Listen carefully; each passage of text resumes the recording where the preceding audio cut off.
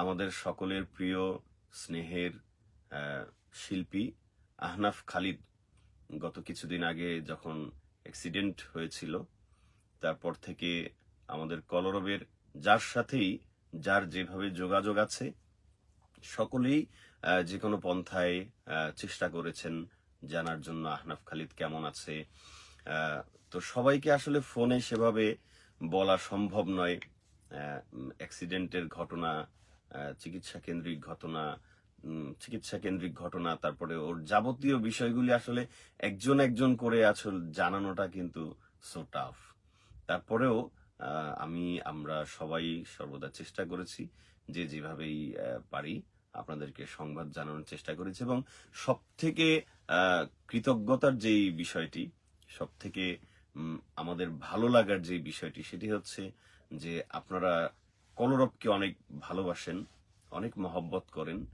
এটা আবারও অনেক অনেক দিন পরে না, প্রতিনিয়তই প্রমাণিত হয়ে থাকে।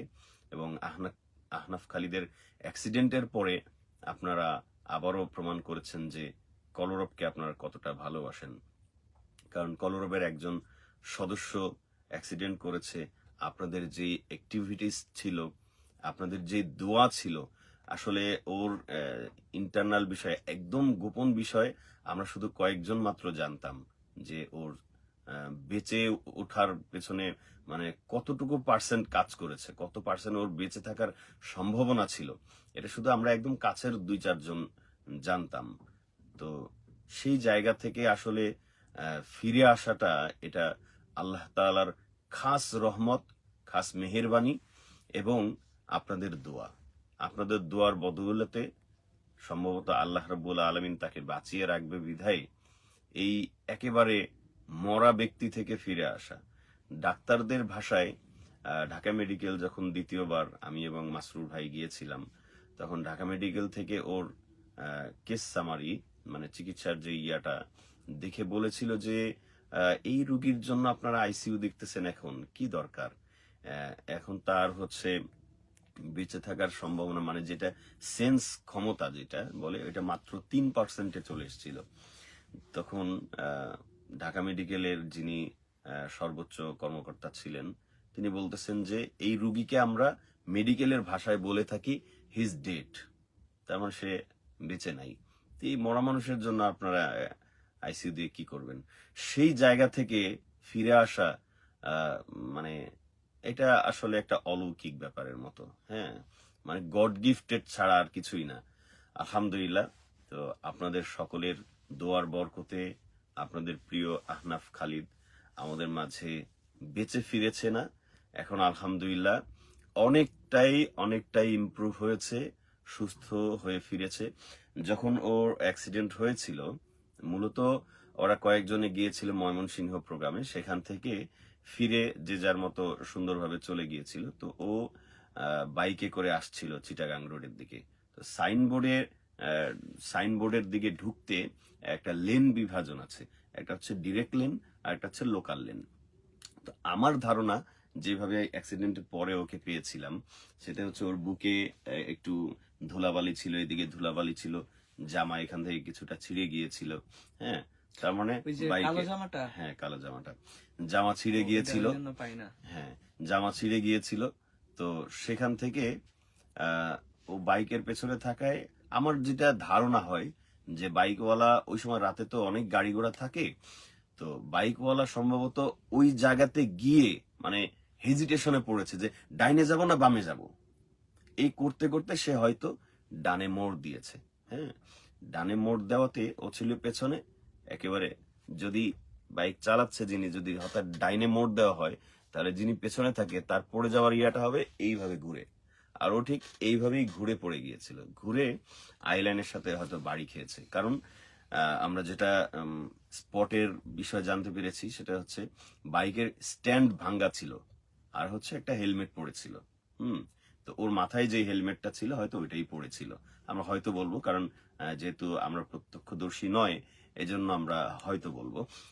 তো আমার রিয়েলাইজ এটাই বলে যে সে ডানে ঘুরিয়েছে, আর যখন ডানে ঘুরিয়েছে তখন স্ট্যান্ডটা কিন্তু বাম দিকে থাকে, তো ওই স্ট্যান্ডটা আইল্যান্ডের সাথে বাড়ি লেগে স্ট্যান্ড ভেঙে গেছে, আরো ডিরেক্ট ওটার সাথে ধাক্কা লেগেছে, কারণ এইখানে একটু কাটা ছিল।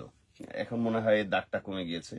এখানে এই যে একটা কাটার দাগ আছে, এখানে এখানে একটা বাড়ি মানে লেগেছিল ওই ইয়াতে। তো এখানে যে বাড়িটা লেগেছে তখন ওর এই দিকে একটা ধাক্কা লাগে, যার কারণে দাঁতে একটু প্রবলেম হয়ে যায়, আর হচ্ছে এখানে কেটে যায়। তো ওই বাড়িটা লাগার পরে বুকে, পেটে এদিকে ও বেশ কিছুটা আঘাত পেয়েছিল। তো সেখান থেকে আর কি আমরা বুঝতে পারি যে বাইকের অ্যাক্সিডেন্টটা মূলত কিভাবে হয়েছিল। তো এই অ্যাক্সিডেন্টের পরে ওর যে অবস্থা ছিল সেই জায়গা থেকে এখন মোটামুটি আলহামদুলিল্লাহ অনেকটাই ইমপ্রুভ হয়েছে, আহ, বেঁচে ফিরেছে। মানুষের কথা ছিল যে, মানে ডাক্তারদের কথা ছিল যে সে তো ডেট নাই, সেই জায়গা থেকে আল্লাহ ফিরিয়ে এনেছে আপনাদের দোয়ার বরকতে। আপনাদের মহব্বতের জন্যই তো আপনারা দোয়া করেছেন। তো আলহামদুলিল্লাহ, আমরা এখন খালিদের কাছে একটু জানবো যে ও আসলে এখন কেমন আছে। তো যে যে কথা বলছিলাম, আমি হয়তো একটু অন্যদিকে চলে গিয়েছি। তো অ্যাক্সিডেন্টের পরে আহ, সবাই খোঁজ খবর নিয়েছেন, এজন্য আমরা কৃতজ্ঞ। কি যেন বলতেছিলাম, আমি একটু মানে অন্যদিকে চলে গেছি। আচ্ছা, হ্যাঁ। যাই হোক, তো এখন খালিদ আমাদের মাঝে আছে। আমরা ওর কাছে একটু জেনে নিব যে ওর এখন পরিস্থিতি কেমন আছে, কি অবস্থায় আছে। ওর মুখ থেকে আমরা শুনবো, হ্যাঁ। আর ও হয়তো আপনাদেরকে কৃতজ্ঞতা জানানোর ভাষা নেই, সে, একদমই নাই, হ্যাঁ। একদমই নাই। আচ্ছা খালিদ, তুমি এখন কেমন আছো মনে করো? আলহামদুলিল্লাহ, আল্লাহ এখন পর্যন্ত অনেক ভালো রাখছে, মানে অনেক বেশি ভালো রাখছে। আল্লাহর কাছে লাখো কোটি শুক্রিয়া। ডাক্তাররা যেটা বলছিল, মানে ওইখান থেকে ফিরে আসছি, মানে মানে আলহামদুলিল্লাহ। ওই যে আপনি যে বললেন he is dead, He's dead. আপনারা কেন আইসিইউ তে ইয়া করতেছিলেন, মানে ডাক্তার যেটা বলতেছিল, মানে ওইখান থেকে যে এখন পর্যন্ত আল্লাহ অনেক ভালো রাখছে। মানে আল্লাহর কাছে শুক্রিয়া ছাড়া মানে আমার আর কিছু করার নাই। আমার কাজই আল্লাহর কাছে শুক্রিয়া আদায় করা। মানে আমি আর যারা আমার জন্য দোয়া করছেন, মানে আর যারা আমাকে নিয়ে পোস্ট করছেন, যারা জানানোর জন্য, মানে এটা, আর যারা দোয়া করছেন তাদের, মানে দুইজনের দুই দিকেই আমি কিভাবে যে কৃতজ্ঞতা জানাবো, আমি মানে ভাষা খুঁজে পাচ্ছি না। সবার প্রতি আমার কলিজা ভরা ভালোবাসা।